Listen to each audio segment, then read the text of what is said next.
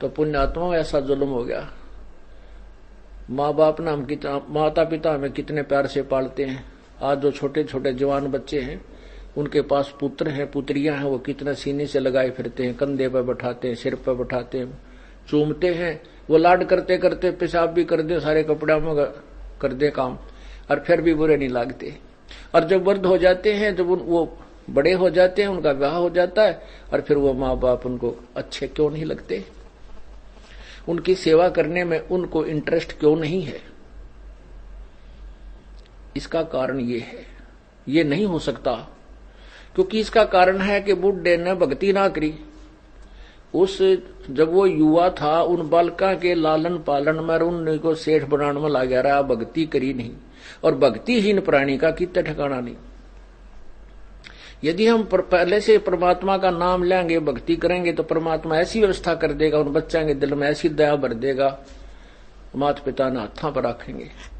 और माता पिता इसे योग्य होंगे नहीं कि वो उनको दुख दें, क्योंकि उनकी भक्ति से वो स्वस्थ भी रहेंगे, उनका शरीर भी तगड़ा रहेगा। और जो 10,000 के रुपए में बीमारी कटनी हो, मानो 500 रुपये में ठीक हो जाएगा। तो ऐसे फिर वो भक्ति से ही सेवा बना है। एक आदमी तो ऐसा है, वो अच्छा भी ना लगता, हमने खड़ा होगी तो मान ले जैसे अरे कैसा हो जानो, इस तो बात तय करें जावा, बड़ा अच्छा आदमी, क्योंकि उसके पिछले पुण्य है, वो संस्कार, वो भक्ति के गुण उसके अंदर विद्यमान है। तो ऐसे ही अब हम भक्ति संस्कार बनावांगे तो बचपन बुढ़ापे में हमारी आप सेवा परमात्मा ऐसी व्यवस्था कर देगा, हम सोच भी नहीं सकते। ना हम बच्चा न बुरे लागा, ना बच्चे हमारी सेवा से उकताएंगे, कभी नहीं उकताएंगे, दूनी इंटरेस्ट बढ़ेगा। अब देखो पुण्यात्माओं, इस दास के 4 संतान, 2 लड़के 2 लड़की थी। यदि ये दास उन्हीं में उलझ पुलझ रह जाता, अब मुझे पता हुआ मेरी कितनी की खातिरदारी करें, खूब पता है मुझे वह क्या नेचर है उनका, कैसा उनका स्वभाव और क्या करते। अब परमात्मा के चरणों में आया हूं, मेरे लाखों चेले बेटा बेटी हो गए। अब एक को कहता हूं भाई जल जाना, 10 खड़े हो जाते हैं। ये क्या कारण है? क्योंकि मैंने परमात्मा की भक्ति का रटना लाई, और उस भक्ति की शक्ति से इन बच्चों में इतनी श्रद्धा बन गई, जनो हाथों पर रखूं अपने गुरुदेव को, अपने पिता को। परमात्मा कहते हैं कुल खोए कुल होत है, कुल राखें कुल जा, राम निकल कुल भेंट ले, सब कुल रहा समाये। यदि हम इस कुल को बचाने में लगे रहेंगे, कुल तो नष्ट होगा, हम भी मरेंगे, बेटे भी मरेंगे, पोते भी मरेंगे, सभी ने एक दिन जाना है, ये तो रहना नहीं। 1 लख पूत 1.25 लाख नाती, उस रावण कह दी वन बाती। और यदि हम इस कुल को भूल कर, और राम निकुल कुल, ये राम का कुल है, ये भगवान कुल है, भगवान का खानदान है, यानी सत्संग में आ जाना। अब आप बहन भाई हो, एक गुरु के शिष्य हो, और ये दास आपका पिता, आप हमारे बच्चे हो गए, तो ये हमारा कुल बन गया। कहते इस राम निकल कुल भेंट ले, सब कुल रहा समाये, बेटा भी बेटी भी माई भी भाई भी सारे हो गए इसमें। तो ऐसे हमारे फिर आगे चल के आने वाले समय में इतनी जो ना सेवा आपकी बनेगी, क्योंकि आपके बच्चे भी भक्ति करेंगे, वो भी भगवान से डरेंगे, आपको इतना भी दुख देना नहीं चाहेंगे कदे मुझे पाप ना लग जाए, माँ की आत्मा दुखा दी जाए, तो कदे पिता की आत्मा ना दुख जा, क्योंकि फिर आपको झटके लगने लग जाएंगे। संत दुखाए मैं दुखी, मेरा आपा भी दुख होए। परमात्मा कहते हैं मेरे कबीर कहे मेरे भक्त को दुख ना दियो कोई, मेरा भक्त दुखाए मैं दुखी, मेरा आपा भी दुख होई। तो इस तरह फिर हमें झटके लगने लग जाएंगे। परमात्मा सतर्क करेगा, गलती मत करवाई। हमें जैसे हम मान लिया हमने किसी को दुख दिया, फिर हमारे को कोई हानि हुई तो विचार करेंगे लेट के, आगे वो गलती नहीं करेंगे। तो ऐसे समाज भी सुधरेगा और ये अपराध भी समाप्त हो जाएंगे। तो इसी रास्ते से हम मानवता का उत्थान कर सकते हैं और कोई तरीका नहीं है। आप देख रहे हो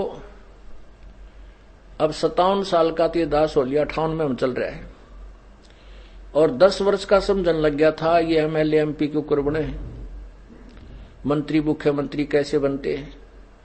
आप देखते हो बहुत बढ़िया छांट छूट का कोई मंत्री कोई पार्टी चुनती है जनता, और 5 साल में फ्यूज हो लेते हैं। वह 5 साल में उन्हें रिजेक्ट कर देती है कि ना ये करने के नहीं, फिर नए तैयार करते हैं, शायद ये कुछ ठीक पाएंगे, 5 साल में उन्हें रिजेक्ट कर देते कि ना ये भी कोई ना ठीक।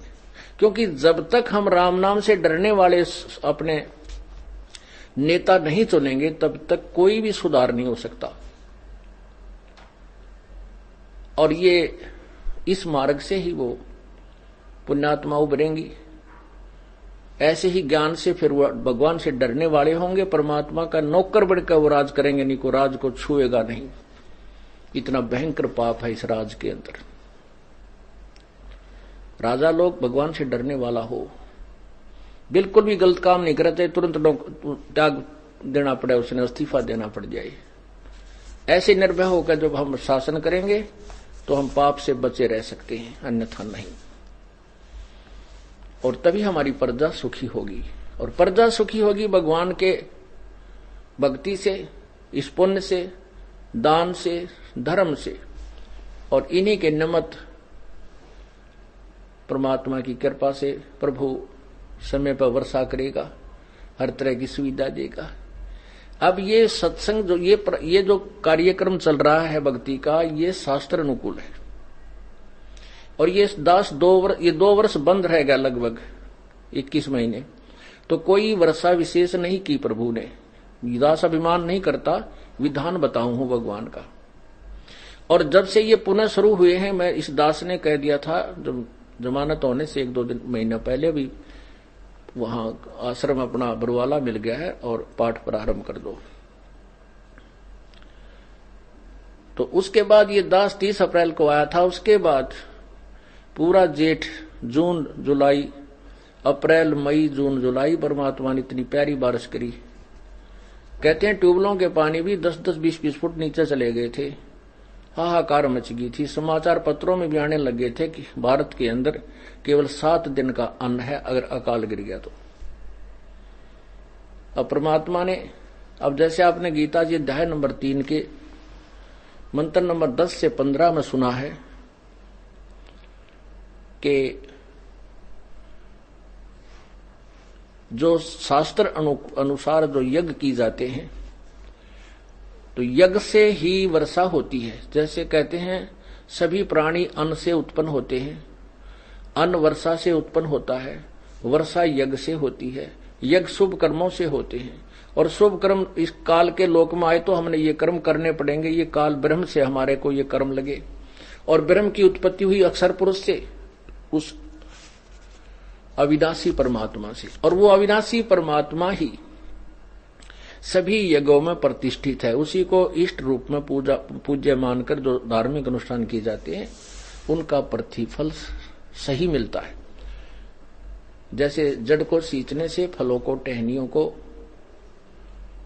जो फल, टहनियों को फल लगते हैं, तो ऐसे विधि शास्त्र अनुकूल साधना से ही वो हमें लाभ होता है जो धार्मिक क्रियाओं से होता है। तो वो एक इस स्थान के अतिरिक्त कहीं भी धार्मिक क्रिया नहीं हो रही, शास्त्र अनुकूल नहीं है। कर रहे हैं बेचारे उद्देश्य। आपने कल गीता जी में सुना था कि कोई तो ऐसे साधना कर रहा है, कोई ऐसे कर रहा है, और वो सभी इसको मोक्ष मार्ग ही मानकर कर रहे हैं, लेकिन वो शास्त्र विरुद्ध होने से व्यर्थ है।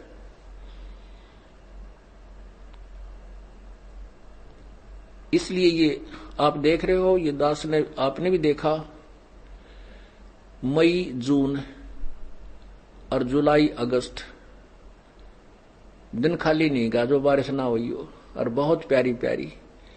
और 2 दिन हो गई, 3 दिन रुक कर फिर बरस गया। परमात्मा ने इतनी अच्छी बारिश की और ना कहीं फ्लड आने दिया। एक बार फ्लड के आसार हो गए थे, फिर परमात्मा की कृपा होगी, वो भी दया कर दी अपने बच्चों पे। अब पुण्यात्माओं ये समस्या आती है कि भी देखो, हम तो खरदान कर रहे हैं, लाभ तो सभी को हो रहा है। परमात्मा की सभी संतान है, ये आत्मा उसी प्रभु की है।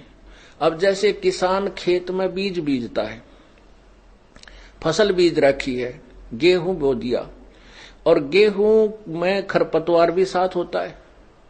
अब उस पानी डाला जाता है, खाद डाला जाता है, वो एक एक पौधे को नहीं डालता किसान, वो पूरे ही एकड़ में डाल देता है। एकड़ में सिंचाई करता है, किले एकड़ों के एकड़ों में।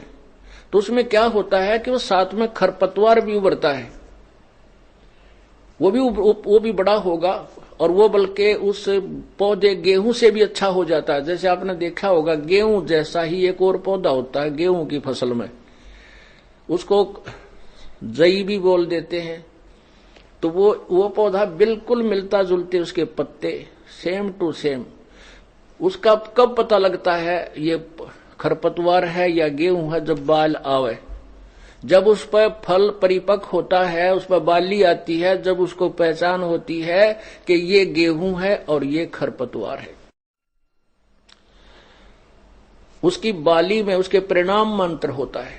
अब जैसे परमात्मा सब जगह वर्षा करता है अपने, क्योंकि वहां उसके बच्चे हैं, उसकी आत्माएं हैं। कोई नगर खाली नहीं, आज कोई गांव खाली नहीं, खासकर हिंदुस्तान में तो विशेषकर हरियाणा और पंजाब, राजस्थान, हिमाचल प्रदेश, महाराष्ट्र, आंध्र प्रदेश, बहुत इधर उधर सभी इसके बच्चे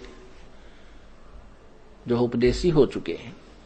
तो ये परमात्मा, अब जैसे किसान जब देखता है कि गेहूं के अंदर, और वो जो खरपतवार होता है ना, वो गेहूं से भी बढ़िया स्वस्थ पौधा होता है। ऐसे काले पत्ते बहुत सुंदर हरे हरे, और उससे कुछ लंबा भी हो जाता है। और जब उसका फल आता है, जब किसान माथे माथ मारता है, यो खरपतवार है, उसने पकड़ कर चोटी में तो बाहर काट के फेंक देता है।